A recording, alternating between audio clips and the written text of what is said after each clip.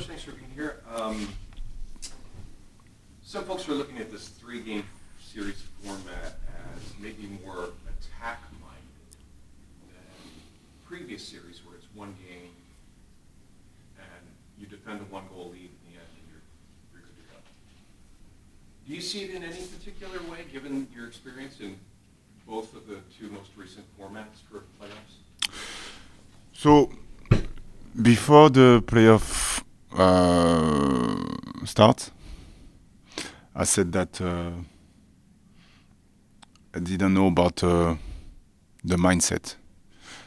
That maybe it would be less goals, I would say. But I was wrong because I saw a lot of goals. But also, I saw also that when there is 25-30 minutes left and one team is up by 3 goals, instead of trying to coming back, sometimes the coach tried to think about the second game. So they made a few changes already. So I'm gonna have to leave this situation because I don't know how we're gonna react. I had a discussion with my players yesterday, saying that guys, the way we are as a team, the spirit that we have is we fight until the end.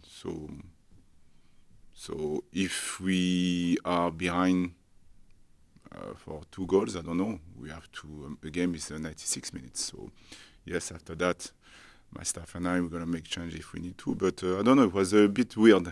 I saw that depending the team, when the team was losing, I didn't feel that they were fighting until the end. So it reminds me a bit when I watch basketball and this is the playoff and there is maybe 10 or 12 points in front and they decide to change. So again, many goals. So this is good, but I don't know what to expect really with that. The only concern that I have is, all the score that I saw yesterday and 2 days ago and 3 days ago. The second game is like nothing happened. So because this is not easy to score goals, and so yesterday I saw Kansas, them won 4-1. So I understand that this is the winning part. I understand that, and I play for that. But let's say Kansas, they do 0-0 and they lost. They're gonna lose on PK. This is hard. So this is for me But again, this is a new format. We have to accept it. This is the way it is. I saw also a lot of injury. Hamstring, muscular injury. It's normal because it's long. But listen, for the moment I cannot talk because I haven't played for the moment. So when we're gonna play, we'll see. But I'm gonna be able to adjust and we'll see what we need to do to go through that. You've never been a coach this season anyway, who has abandoned the way your team plays because you're going on the road or because you're playing a lesser team or a stronger team on paper. And so while past playoff formats have, I think, prompted some coaches to change the way they approach a match, I just don't see you doing that.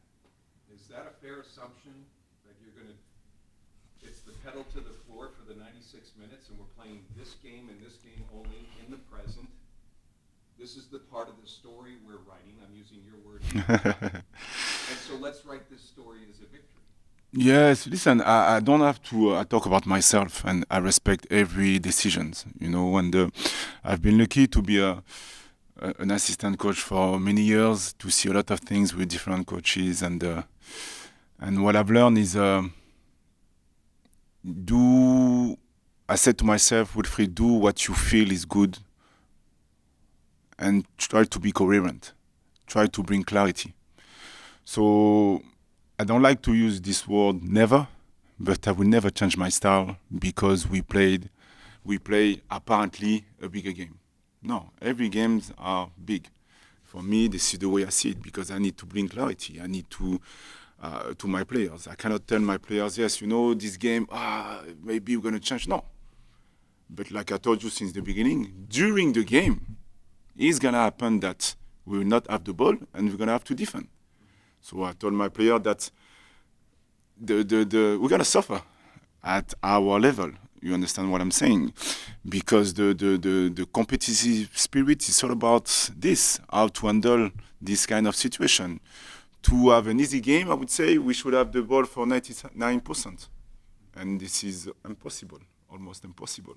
So we know that we're going to have difficult moments. We know that we're going to try to approach the game the same way. So front foot, try to attack the box, the opposite box, as often as we can.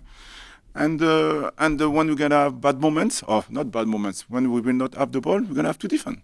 And if we need to defend for 2 minutes, let's do it. If we have to defend for 20 minutes, we're going to have to do it also. It's a battle of power. But for sure, my approach will not change. No. We play a game. We know the context. Second game, first game, third game, I don't know. We know the context, but we play the way we believe that is good for us, but knowing that the game is a story. And we will have to find solution for every situation. How does it help you, having played Montreal and Atlanta, two teams that really built up the middle block with numbers and made it difficult, but you were able to find success? How does it make it? How does that influence your preparation going into Wednesday's game? It's a good question because it won't be the same game against Atlanta. Because we played recently against them, and both teams had a really good game, and we had also a really good game. And I know that the coach is normal, and me also. I want to prepare something, so I was like with my staff, yes, okay, we're gonna see the way they play, the last game that they play against Cincinnati, and all the last game. But again, the way we play, this is not the same style of play of the opposite team or the other team. So they're gonna try to prepare something. I don't know what they're gonna prepare, but that's why I like to focus on us. The idea is to try to be more detailed offensively, to have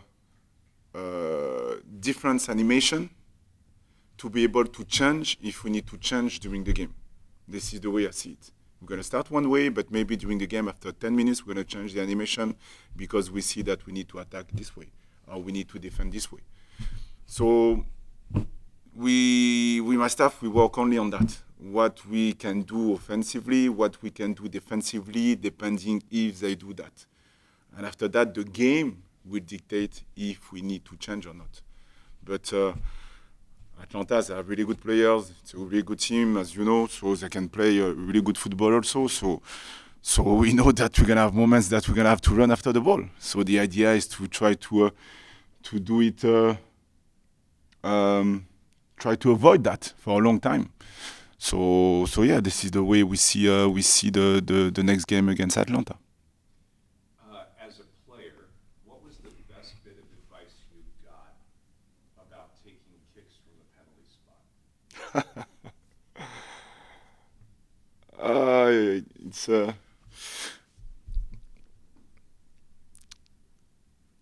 I am in between with that, and I shared that with my players 2 days ago. Do we work on PK or do we do nothing? We're gonna work on it, but I'm not a big believer on that, because for me, PK, yes, this is a technique exercise, but this is more a mental exercise. And for me, it's all about to be cold when you're gonna take the PK. So to reproduce that during the practice, this is difficult. I tried a lot of things, put the music, whistle, push the guy when he was about to run and to take the PK. So listen, for me, this is if we can avoid PK, because we know that both teams can win. And when I was a player, you know, my mom, I I missed a few PKs, and then I didn't want to take the PK anymore. And my mom was not able to. She didn't understand nothing in terms of football, but she was sad to see me crying. So she decided to pick me and to put me on the pitch, and she tried to show me how to kick a PK. But she was not able to do it. But the message behind that was, you're going to miss maybe, but you have to try. So just try it. So that's why it's sticking to my mind, and this is what I said to the players. Be there. If you feel that you are confident to take it, do it. I will not tell you something, because sometimes, what does it mean when you miss a PK? Means that you had a bad technique or the goalkeeper was good. Always the same debate. So that's why for me, it's a mental exercise. Yes, we try, going to work on that with different situations, but advice for that I don't have. Just go and be cold and try to get it. Yeah. Seemed like the last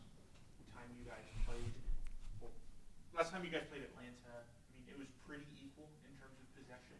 And I mean, bringing in the top two teams in the league in terms of possession. I'm curious how you prepare, and obviously you said it's going to be a different game. How do you make sure that you maximize scoring chances, as Atlanta's approach may be similar as to, playing, making sure they limit your scoring chances with, possession.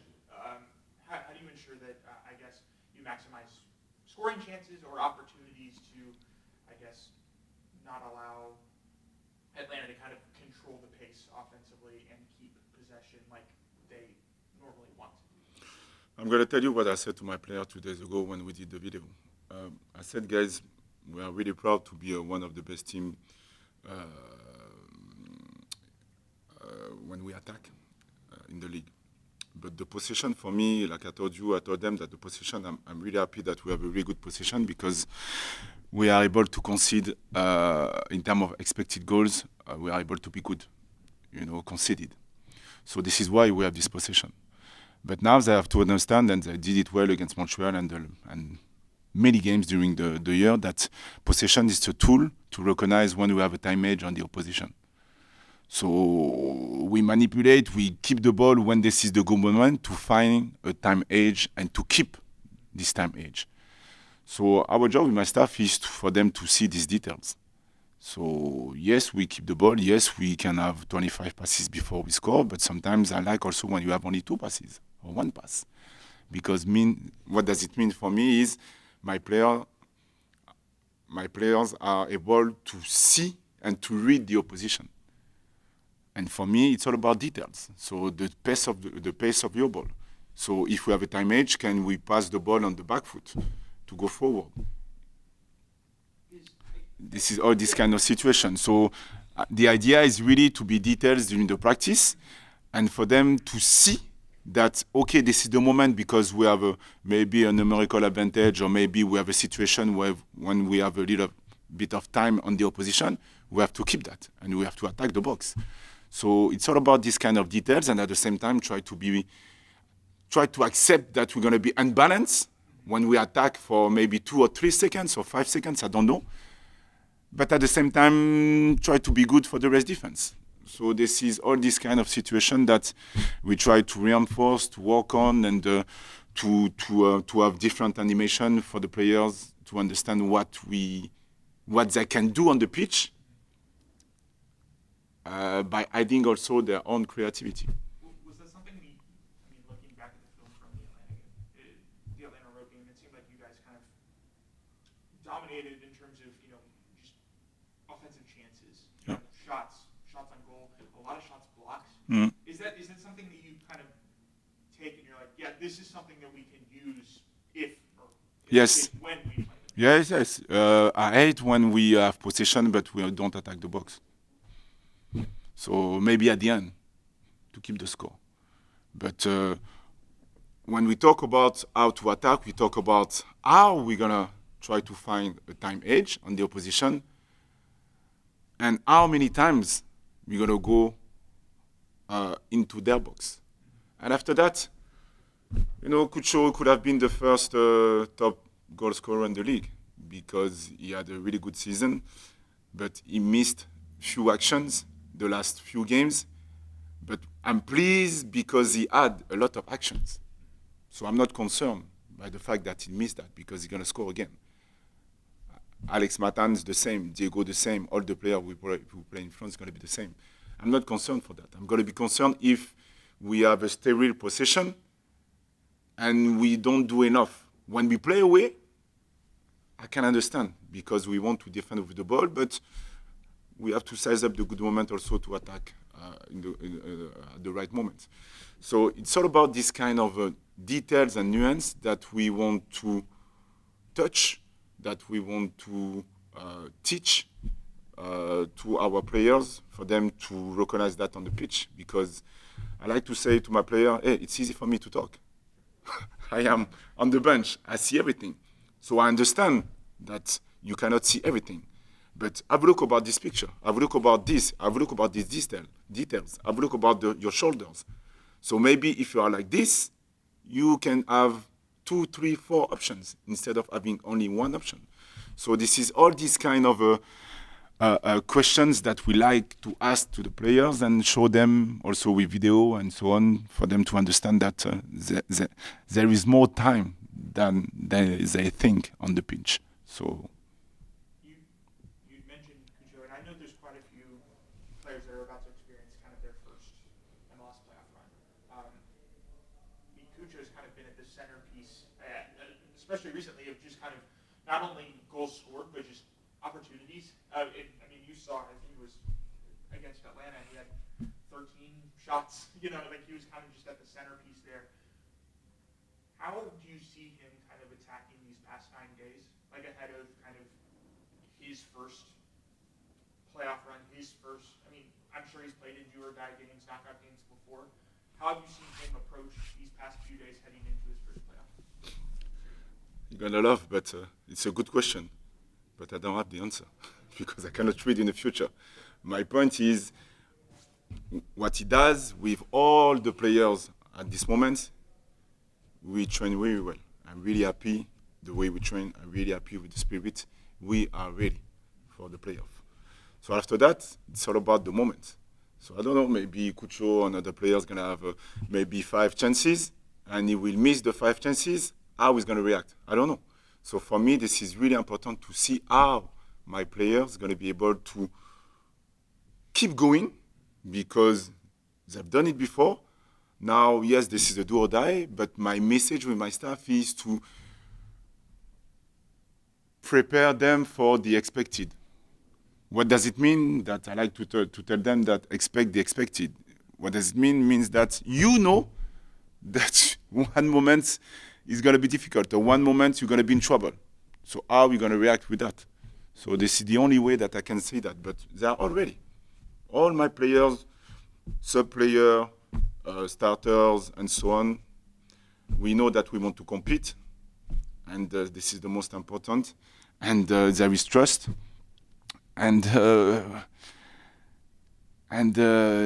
we are ready for that. So we'll see after that. This is going to be the game, and we'll see. So you don't know, in terms of, are you saying the weight of what the playoffs bring for those who have never experienced? You won't know how they respond until they take the pitch on Wednesday? Yeah, because on my side, they're gonna respond well because they are ready for that. But again, now 85 minutes, we need to score. We are behind. I know that how they're gonna react. I know. I imagine how they're gonna react, but I don't know how it's gonna be. So my point is, like I told you, this is a good question. But the only thing that I know that we try to put on this pitch over there all the kind of situations that they can have, and we show them all the situations that they had during all the year. So we consider